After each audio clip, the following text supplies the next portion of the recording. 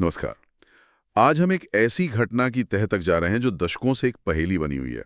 1959 Siberia के बर्फीले Ural पहाड़। हाँ, डियाटलॉफ पास हादसा। बिल्कुल। सोचिए, 9 तजुर्बेकार हाइकर्स एक मुश्किल सफर पर, और फिर कुछ ऐसा होता है कि वो आधी रात को कड़कड़ाती ठंड में अपना टेंट अंदर से फाड़कर बाहर भागते हैं। और कुछ तो लगभग बिना कपड़ों के। हाँ, यही तो। आज हम इसी हादसे की गहराई से पड़ताल करेंगे। हमारे पास बचाव दल की रिपोर्ट्स हैं, हाइकर्स की डायरियां हैं, जांच के कुछ दस्तावेज भी हैं। और ये ध्यान रखना जरूरी है कि ये कोई नौसिखिए नहीं थे। मतलब ईगोर डियाटलॉव जो लीडर थे, उनके साथ छात्र थे, युवा इंजीनियर थे, सब अनुभवी। सही। और वो एक बेहद चुनौतीपूर्ण रास्ते पर थे, यूराल पहाड़ों का वो उत्तरी हिस्सा। शुरुआती दिनों में तो सब ठीक लग रहा था। उनकी डायरियों और तस्वीरों से तो यही लगता है। हाँ बिल्कुल, मतलब योजना के मुताबिक चल रहे थे, बेस कैंप बन गया था, तस्वीरें ली गईं, मूड भी अच्छा लग रहा था। लेकिन फिर 2 फरवरी के बाद उनसे कोई संपर्क नहीं हो पाया।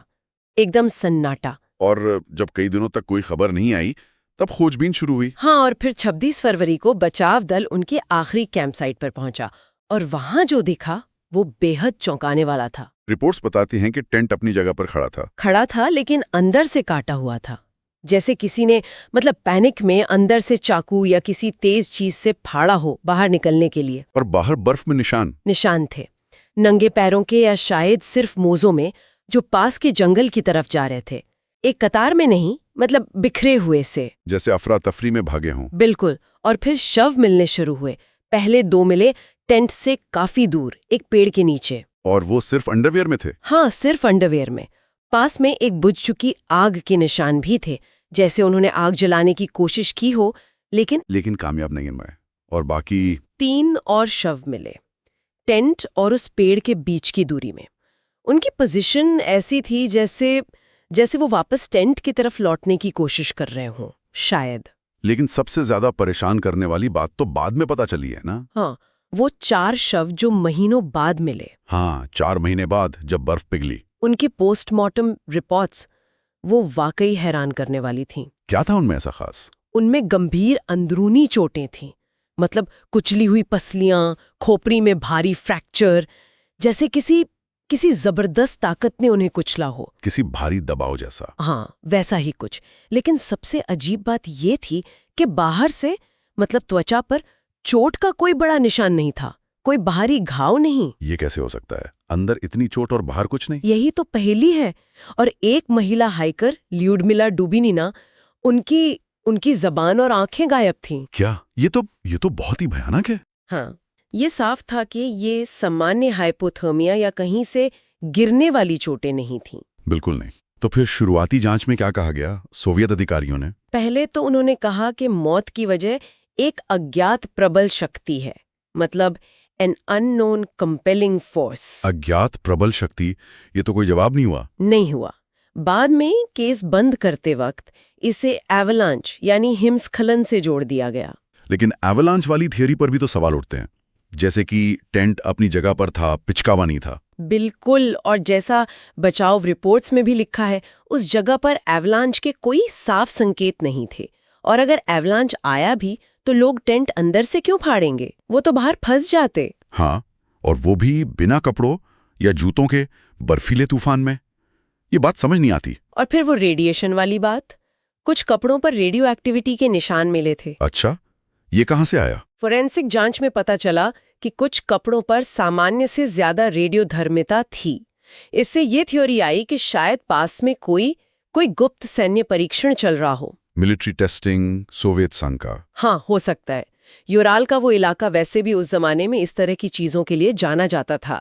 शायद वो अनजाने में किसी परीक्षण क्षेत्र में चले गए हों। और फिर वो दूसरी अजीब बातें भी हैं, स्थानीय मानसी लोगों के बयान। हाँ, कुछ स्थानीय मानसी शिकारियों ने कहा था कि उन्होंने उस रात या उसके आसपास आसमान में अजीब सी नारंगी रोशनी या गोले देखे थे। नारंगी गोले आसमान में? तो क्या यूएफओ, एलियंस? ये भी एक थियरी है। और हाइकर्स के अपने कैमरे से मिली एक आखिरी तस्वीर भी है। वो थोड़ी धुंधली है, पर उसमें कुछ अजीब सा दिखता है।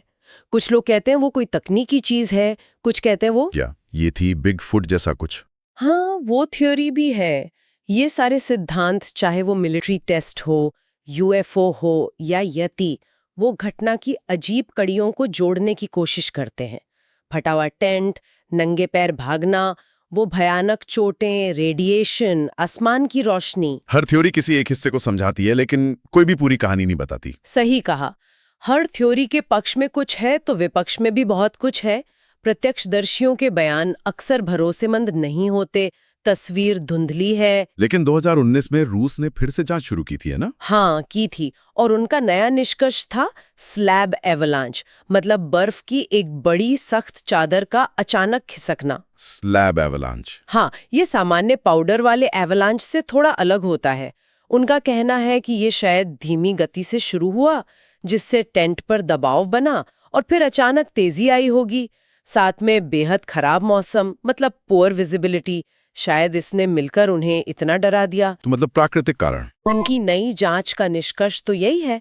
ये कुछ हद तक समझाता है कि वो क्यों भागे होंगे।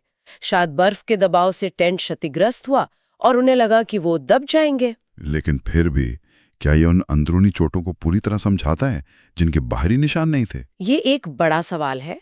स्लैब एवलांच से दबाव बन सकता है, लेकिन क्या इतना विशिष्ट और भयानक? और रेडिएशन का क्या? उसका जवाब इस थ्योरी में भी नहीं है। और सबसे बड़ा सवाल मेरे लिए तो यही है, आखिर ऐसा क्या डर था?